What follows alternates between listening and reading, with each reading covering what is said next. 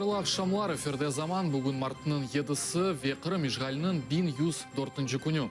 Студияда Муслим Умеров болуна бізім шымдыки эфирімізде бойле хаберлер. Русия Гаагадaki Бірлешкен Милетлер Тешкілятының махкемесінде Межлис тарафындан террористик eylemi hakkında білдірген. Bu hareketlerini Kırımtatарлар çok bekledi. Ukrayna ise onlarını hiçbir vakit yapmadı. 2 ay sizoda ya da 100 milyon гривна Пейберова.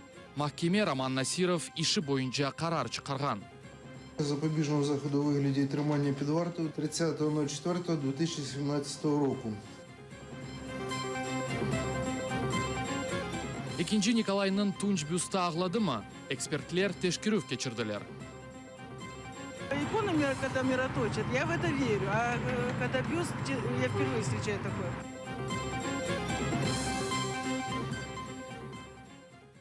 Гаагада Киев tarafından Moskvaga karşı yollanılgan şikayet bakılığının ikinci günü devam etmekte. Tünevin Ukrayna heyeti bugün Rusya Dış İşleri Nazirliğinin temsilcileri sözge çıktılar. İlya Ragachev bildirgenine göre Rusya teröristlerge silah bermegen eken. Sanki dersin olar özleri Donbas kömür ocaklarından Sovet Birliği ya da Ukrayna orduları tarafından kaldırılgan silahlarını tapkan ekenler. Rusya tarafının başka temsilcisi Georgi Lukyanets aytkanına göre Kırım'da meclis yasağı zorbalık hareketlerine karşı yollanılgan reaksiya eken.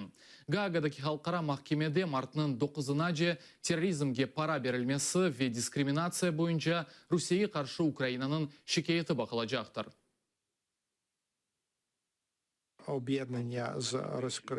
Şimdiki Rusiya ve Kırım'nın birleşivi bu adaletliknin gayrıdan tıklenıvıdır. Kırımtatarlar olarının reabilitasiyası hakkında kararını senelerce beklegenidi. Bu hareketlerini Kırımtatarlar çok bekledi. Ukrayna ise olarını hiçbir vakit yapmadı.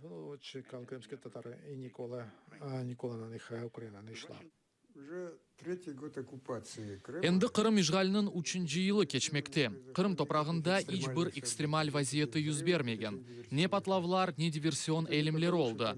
Lakin buсы işgaline karşılık göstergen insanlarının tapılmamasından değil de, çünkü hem meclis hem de Ukrayna hakimiyeti meselelerini diplomatik yoluyla çözmege istey. Bundan da gayrı Gaagadaki halkara OON yani BMT mahkeme binası o günde MH17 felaketinde gayip olgan şahıslarının akrabaları narazılıq bildirmek için çıktılar. Olar Rusiyadan kabahatının tanımasını ve felaketi için cevapkarlıkını öz boynuna almasını talep eteler.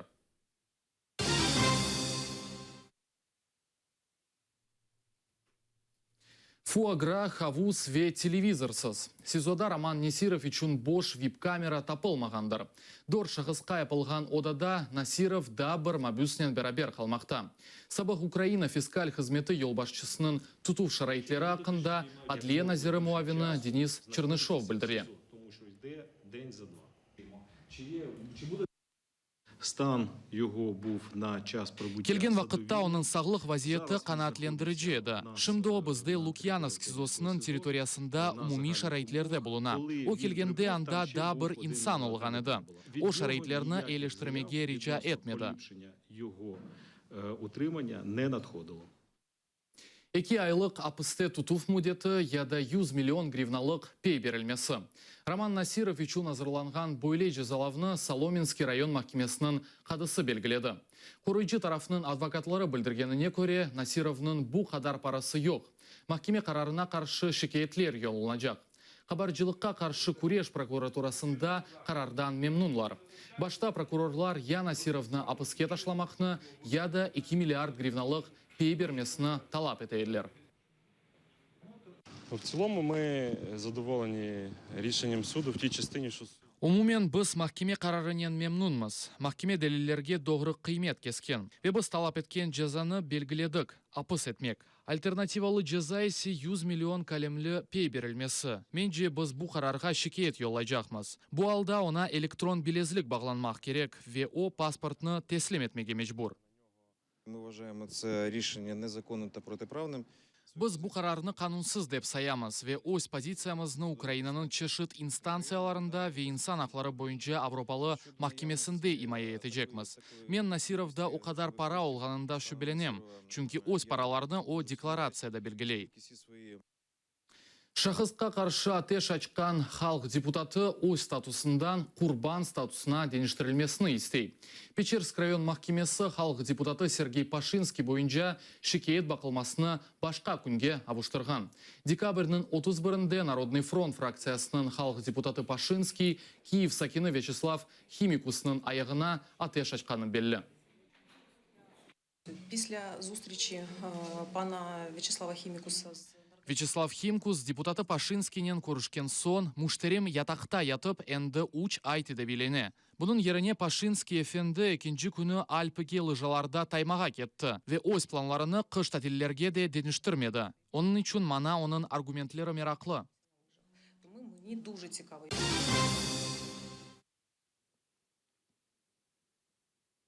Авропа ве Гарп тарафы Қырым ижғали бойынша да сер жевап бермек керек еділер. Бұл ақта Литвания тышышлері назиры Линас Линкявичус білдірмекте.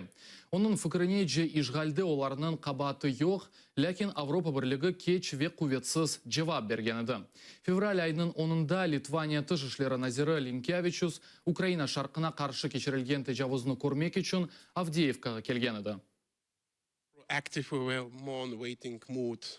Біз фаал дегеледік, оңайтлы олған беклеме позициясында едік. Біз ижғалге месулетлі дегеліміз чүнке бұны біз япмадық.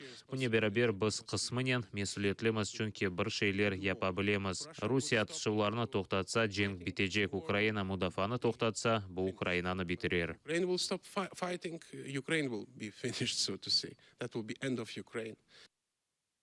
Санкциялар ве Авропаның бірдемлігі Русия үшін ялыныз басқы yoludur. Бұл ақта Чехия тышышлері назиры Любомир Зауралек білдірмекте. Біздер әрбір территориал денешмелерге ве Қырым ижғаліне қаршы чықамыз. Біздерге бұл үчсене девамында умумилікнің сақланылмасы муафақиятлі чықты. Бөле вазиетке арби чағырывы ве қаршылық берген арби әрекетлер башланывы оларақ не тенденция, не де арзумыз бар еді. Невменяша ве бюст мироточет. Бойле хэштеглер интернетте Девлет Думасының депутаты Наталья Поклонскаяның екінші Николайның тунч бюсты бойынша айтылған биянатындан сон пейда oldu. İçtimai ақ қоланычылары тенқит еткен вақытта Қырым пайтақтында Девлет Эрбабының биянатыны жидди деп қабыл еттілер ғалиба. Бұл Наталья Поклонская интервьюсының бір қысмы. Русия телеканаларының бірісінде о екінші Николайның бюсті хош қоқылы шынгелекіні айырғаныны білдірді. Сегодня утром бюст Николая II, государя нашего, который мы установили в сквере возле часовни, замироточил бюст. Что? Да. Люди приходят. Это сегодня случилось утром. Да. Айдың сымасында Азиз Тамчыны бюст янында ерлешкен ибадетхане башы көрді. Айны о бұл хаберні Қырымның сабық прокурорына білдірген. Чүнки Айны Поклонская бұл абедені өзінің іші янында тайынленді. Здесь капелька была возле глаза, точила по плечу, вот здесь она текла. Ну, до дождя мы заметили, не придали значения, не накрыли, просто не знали, может, как бы сказать. Но после дождя вы сами увидите, что Господь благодатью Божией омыл им бюст Николая II. Он начал блестеть, начал радовать всех нас. Ортодокслық тарихында иконаларда хош қоқылы шынгелекнің пейда олывы серек алы дегіл. Ләкин тунч бюстлер. Бойле вазиет эвел олмаған еді.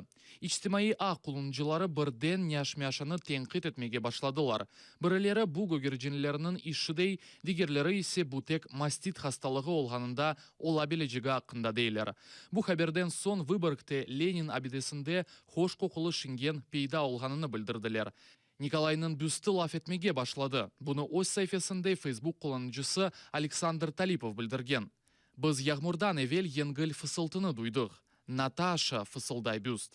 Диндар ахмежетлілер есе бұны білген сон күтлеви шекілде абедеге келіп башладылар. Қырым каналлары есе халықтан сорадылар. Инаналар мы, йоқ мы. Зайти и посмотреть, действительно ли так все, как есть. И приложиться к этой иконе, конечно. Потому что это русская святыня, она должна быть почитаема. На свете все бывает, но я такие чудеса только с позволения Всевышнего может быть что-то. Иконы, когда мироточат, я в это верю. А когда бюст, я впервые встречаю такое. Девлет Дума депутатының изатыны православ келсесінің Қырым епархиясы тешкерді. Бұны оның матбуат кетібі Людмила Тихомирова білдірді. Олар махсус комиссиясыны тызып, абидіні тешкермеге келділер. Кесен кес қарарыны қабул етмезден евел, комиссия абиді янында олған ибадетхане башына Тунч падишаны незаретті тұтмаға девам етмеге авале етті. Роман Спиридонов, Заман, АТР. Ақлы сыра. Қырымнен бірлешув күні деп есаплағанлар мартының 18-інде Русия президент сайлауларының кечірілмесіні Русия Девлет Думасының спикері Вячеслав Володин теклиф етмекте. Оның фікіріне көре бұ истиғбале олған бір ғайы олғаны үшін она қол тұта екен. Володинның теклифіне сенаторлар дестек көстеріп, қанун лейхасы азырлағанлар. Владимир Путин истифаға чықмақ керек ме? Русия журналистлер Русия сәкенлеріне бойле суал бергенлер. Қанунға көре чоқтан керек еді. Оның идаресі падишалық режиміні андыра. Не вақыт да монархия девам етежек. Да, бір мүдетке сайлармыз. Sonra меслиятчысы олажақ. Да, доғрысы падишалық династиясының меслиятчы дегілде, мұнда башқа лидер олажақ. Менже обазытыш сияси басқыны даяна. Девлетте насыл олса да низамны тута. Элбетте бұның эпісіне сынырлы факторлар бар. Ләкин менже да хучур олабілейді. Бұхранлар әр вақыт олған еді. Русия чоқ қиналды. Балаларымыз да ойлы яшажақ. Бұ дүнияда яшамаға әрекет етежеклер. Путинсыз, эллерсіз дайын олажақмыз. О киби бір сиясетчіні біле білмейм. Кімні сайлармыз? Бізде сайламаға кіші yok. Мен Алманияда қызымда яшайым. Не бұ Алмания? Меркель ақылсыз. Анда бұтын алманлар она қаршы чыққа. Бізде есе әршей Путиннің ярдымынен. Бізде олған шейлер бізге бағлы дегіл. Менже да ерте. Сонына же олсын. Даянғанына көре.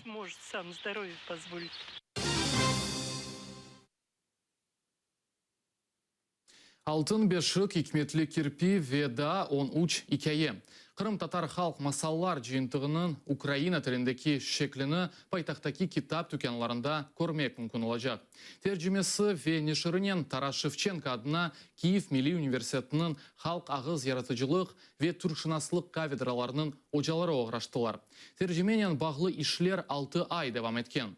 Темсил тедбірде украинжа ве Қырым татаржа ширлер янғырады, ве Қырым айлесі ансамблінің иштиракчысы тым-тым ойнады.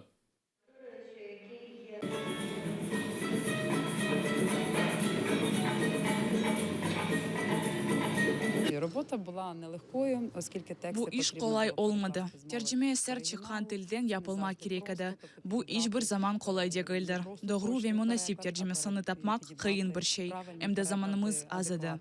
Це було досить складно, тим більше, що в нас було дуже мало часу. Кримські татари – це той народ, який має... Kırım tatarları yüzyıllarda inkişaf etken tarih ve medeniyetke sahip bir halktır. Onun halk ağız yaratıcılığı da ilham çakırığı. Bu halkın hususi yaratıcılığıdır. Банкрот етілген банкларының эманетчілері өз параларыны башқа банктан да алып олажақлар. Бұны шақысларының эманетлеріне кефіл фонды вады етмекте. Бұндан дағыры фонд эманетчілеріні екене реестрге кірсеті. Бөйлелікнен агент банклар тарафындан паралар төлеген вақытта қарышықлық олмайжақ. Юрий Ющенко'nun bankrot etilgen bankta depoziti бар edi. Bank yok etilgen son o yarım yıl devamında kefil etilgen emanetler fondundan paralarını alıp olamagan. Çünkü o emanetçiler reyestrinde olmagan eken. За законом фонд гарантування мав сплачувати кошти одразу після введення ліквідації банку. Але жоден з нас не знайшов себе у реєстрах. Наша родина отримала кошти не посередині влітку, а тому, що були введені різноманітні перевірки. Посилаючись на ці перевірки, вони затягували виплату коштів. Ми навіть не знали, чи ми отримаємо взагалі кошти, чи ні. Энди ise kefil etilgen emanet fondu emanetçilerinin yekeni reyestrini teşkil etti. Bu reyestr bankta olacak. Anda ise bir emanetçi joyulgan depozitler için tazminatlar alabilecek. Як тільки він дізнається про те, що виплати почалися, на сайті фонду є перелік банків, які виплачують такі вклади. Він звертається до любого банку на кол-центр і запитує в банку, як краще йому отримати таку суму. Maliye analitiği Ruslan Çornu'nun işandırganına Kore'ye indinden son bank agentler emanetçiler için rekabet edecekler. Банки будуть конкурувати між собою, вони будуть конкурувати за клієнта, тому що є розуміння, що частина клієнтів залишить свої гроші саме в цьому банку, де буде забирати свої гроші з банкрутілого банку. І тому ми бачимо, що хтось буде підвищувати ставки, хтось давати безплатні картки, хтось надавати ще інші сервіси, які будуть дуже цікавими для клієнта. Я думаю, что можно было бы раньше это сделать, когда, если так уже случилось, что вам нужно забрать деньги, которые вам прочитаются, вы выбираете любой банк, который вам ближе к дому, приходите, получаете фактически денежный перевод от фонда гарантированных вкладов. В одном реестре включили, в другом не включили. А так будет один единственный реестр. Даже если у человека будут возникать какие-то вопросы, ему проще будет объяснить, доказать и чиновникам фонда. Emanetlerinin kefil fondu yakın vakitte bir Ukrayn bankta emanetçilerge tazminatlar tölemege işandırdı. Evgeniya Danilova, Lidiya Polyanskaya, Асан Emинов, Zaman, ATR. Bu bizim sonki haberimiz edi. ATR ile olыңыз. Көрішкенше.